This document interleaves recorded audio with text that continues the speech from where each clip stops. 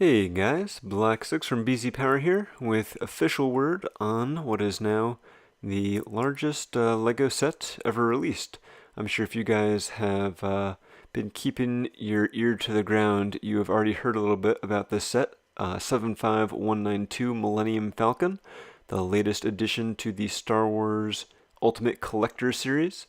So the set contains 7,541 pieces, which is over 2,000 more pieces than the previously largest set, the Taj Mahal, and is going to retail for an absolutely ridiculous $800 in the States.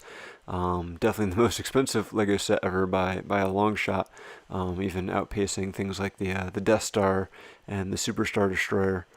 The set will be available on October 1st or September 14th if you are a VIP member, and it's free, so why shouldn't you be? So obviously this is not the first UCS Millennium Falcon, and compared to the previous iteration, you can see that there is a lot more surface detail, or greebling as they call it, a lot more colors, a lot more accuracy in the shaping. Things that are supposed to be round are round, so that's great to see those changes there.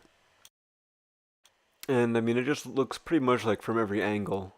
This set looks absolutely fantastic as far as capturing what we see in the films, whether it was the original trilogy or the new sequel trilogy, Force Awakens and The Last Jedi. As you can see here, you can actually put on the new deflector dish as we see in that movie. Starting to look at some of the details, we can see here that there is, of course, all the landing gear you'd expect, and the boarding ramp opens and closes. We also have a new cockpit piece, nice and accurate, can easily fit all four of the minifigures. On the top, the round piece that contains the turbo lasers is removable.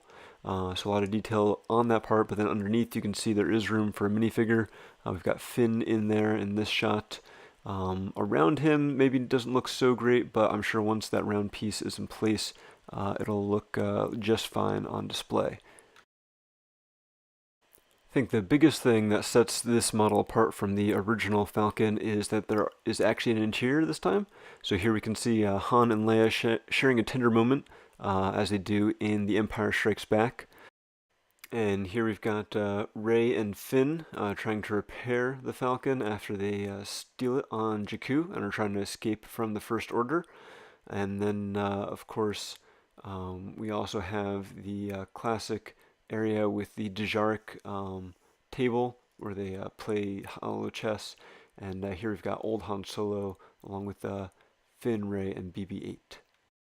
As I mentioned earlier, the set comes with both the original trilogy deflector shield. I love the recolored Asian hat piece there in light gray, and also the one from Force Awakens and The Last Jedi. So it's really cool that we get both of those options. The other difference apparently between the two versions of the Falcon are these two pieces that go on the front mandibles. It's not something I ever even noticed, but it's good that the designers did and included the alternate version. Moving on to the minifigs, we've got a new version of Han Solo in his Empire Strikes Back gear. I'm not sure all the differences here, but the big one is on the alternate face. He has the respirator mask, like when they are landed on the space slug. So that's a nice little touch. Leia is, of course, also in her ESB attire that we see her in on Hoth and then on the Falcon afterwards, and also has the respirator alt face, so a couple of nice new versions of those characters. As far as I can tell, there's nothing new with this Chewie based on the past couple of versions we've had of him. A little disappointing, maybe we could have gotten a version of him with the respirator, which he does have in Empire Strikes Back, or maybe like a little greater version to kind of represent his character in The Force Awakens. For a set this big, it would have been nice to get something a little more exclusive. Similarly, I don't see any differences in C-3PO from the last version of the figure we had. at least the last original trilogy version, so I don't think there's anything overly special about him. What is new is we finally have a brick-built Mynock, which I don't think we have ever seen before in any previous versions of the Falcon. I'm not sure about those transparent green eyes, but otherwise it looks pretty accurate. Then in addition to original trilogy Han, we also get sequel trilogy Han with his gray hair and a new outfit. At first glance, I can't tell if there's any differences between him and the version we got in the smaller scale Millennium Falcon when The Force Awakens came out. And the same thing goes for Rey.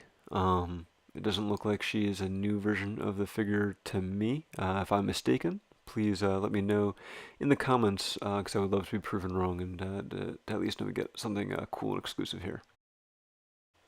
And unfortunately, I believe the same goes for Finn, wearing Poe's flight jacket. Nothing here really makes him stand out or look unique. And BB-8 is still BB-8, so nothing new here. Would have been cool, maybe, although expensive, to get like a new mold with his little arm popping out, or at least maybe that printed on the side, something different.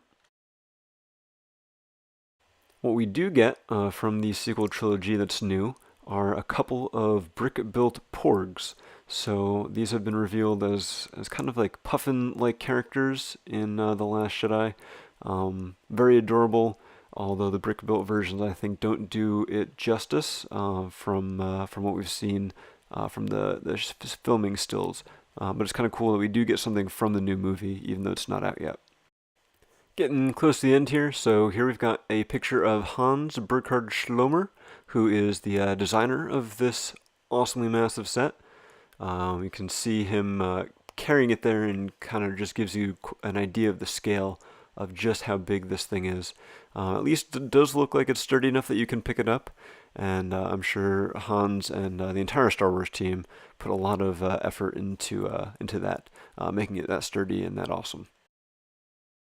So final thoughts, there you can see everything that you get in the set, the alternate dish, all of the figs, the little placard. Unlike most other Star Wars UCS sets, this does not come with any sort of display stand. That would probably be pretty impractical, or the stand would have to be very large in order to support a set of this size and weight. So I guess it's just easy enough to put it on the ground. Overall, I think the set looks absolutely fantastic. But at $800, it seems like it's very impractical for most people. I'm not sure how big of a market there is for them to even sell the set. But I guess there are Star Wars fans who are crazy enough to pick it up. And when you see things like the Hot Toys action figures that sell for several $100s each, at least a giant Lego set like this, you get the enjoyment of building, and then is a huge, awesome display piece. For how big and how expensive the set is, I would have liked to see some more minifigures.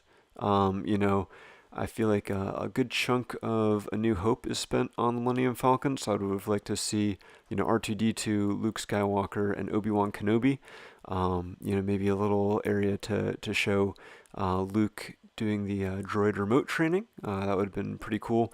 While we're at it, go for Return of the Jedi and give us Lando Calrissian and Nien Nunb.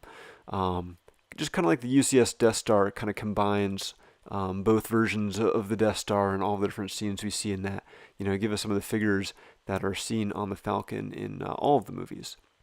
For $800, I think they could have thrown in a couple more minifigs. That's just my opinion. I don't think that detracts from the fact that this set is, super awesome with all the detail, just the size and scale of it. It's super impressive. If you've seen the teasers that the LEGO social media accounts have been putting out, I guess when you buy this set, you actually get like a little cardboard hand truck with wheels, so you can wheel it out because the box is so massive. So that's definitely really impressive. So we'll see how the set does when it comes out. September 14th for VIPs, October 1st for everyone else. I'm excited for it.